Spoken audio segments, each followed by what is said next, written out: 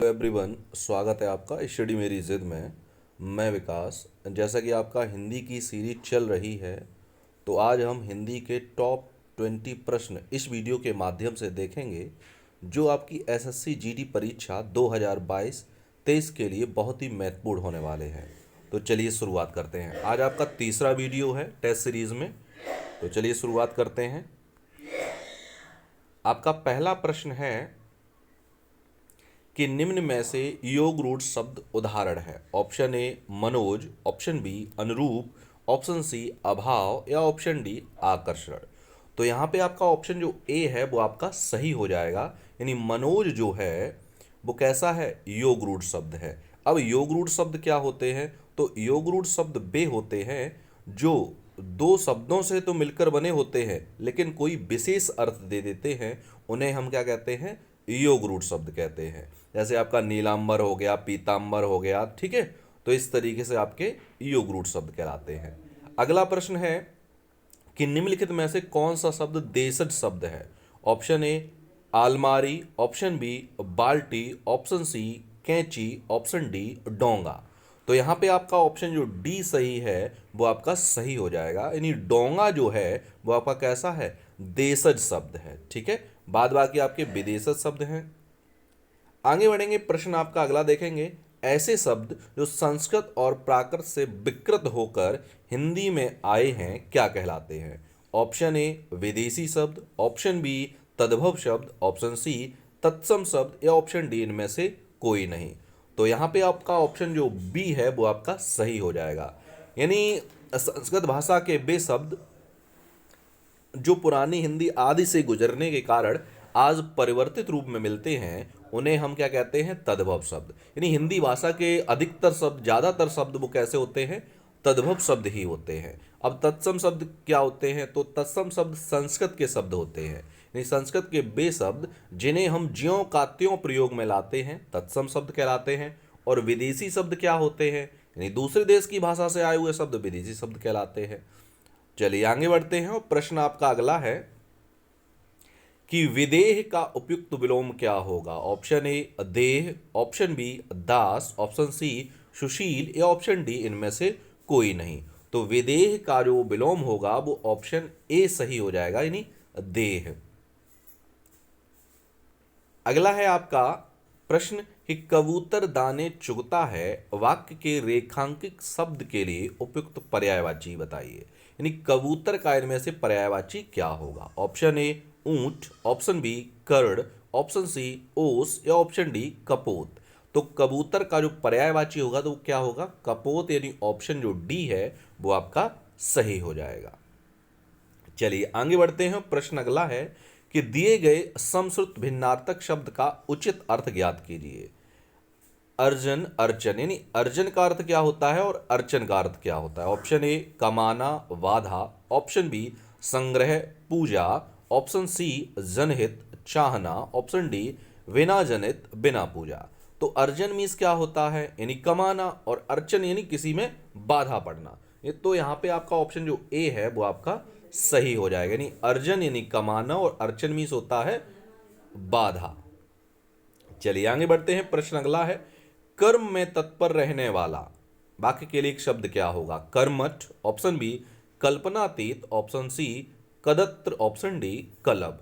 तो कर्म में तत्पर रहने वाले कहते हैं कर्मठ, यानी ऑप्शन जो ए है वो आपका सही हो जाएगा। आगे बढ़ेंगे और प्रश्न अगला देखेंगे।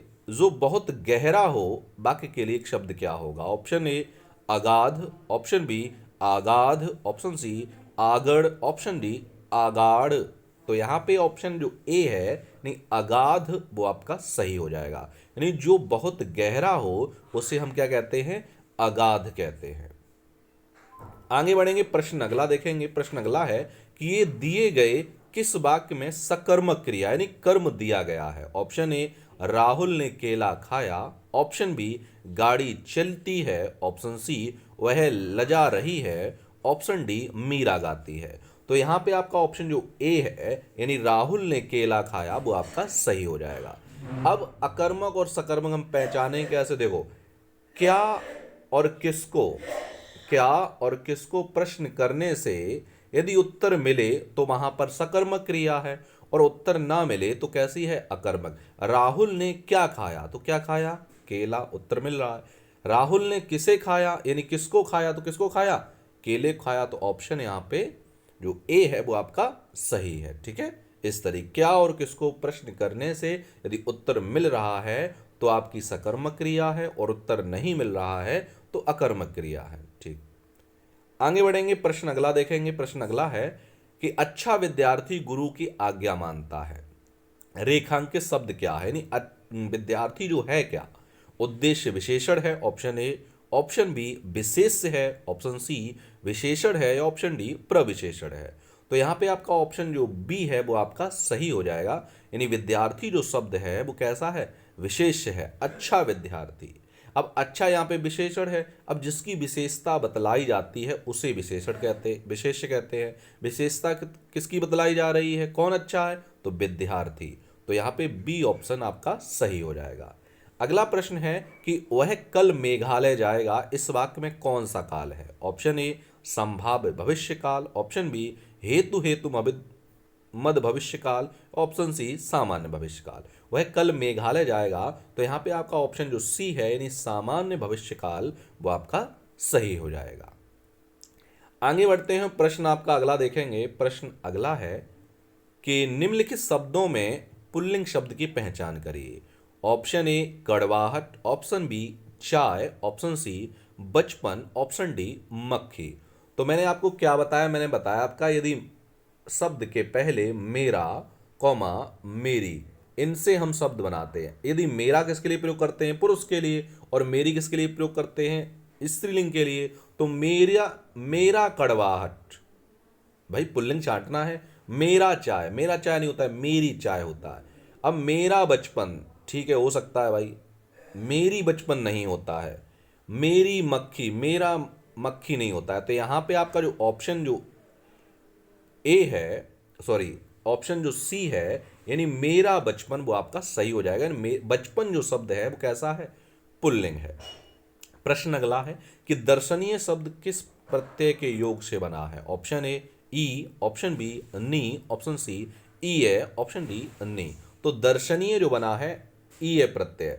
अब प्रत्यय क्या होते हैं, वे शब्द जो किसी मूल शब्द के अंत में जुड़ते हैं उन्हें कहते हैं प्रत्यय। अब दर्शनीय में मूल शब्द क्या है, दर्शन, और दर्शन में क्या लगा है, ई है, तो दर्शनीय। ठीक है, आगे बढ़ेंगे, प्रश्न अगला देखेंगे। प्रश्न अगला है कि झगड़ालू में प्रत्यय पहचानिए। ऑप्शन ए डालू, ऑप्शन बी आलू, ऑप्शन सी लू, या ऑप्शन डी अलू।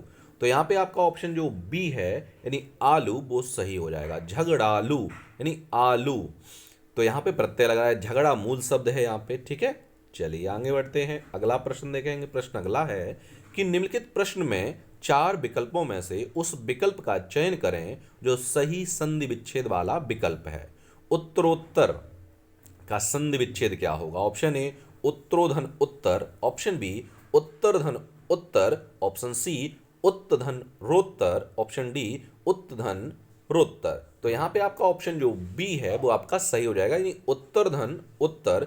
तो ये कैसा हो जाएगा, उत्तरोत्तर। अगर यहाँ पे संधि पूछी जाए तो कौन सी है, तो यहाँ पे गुण स्वर संधि है।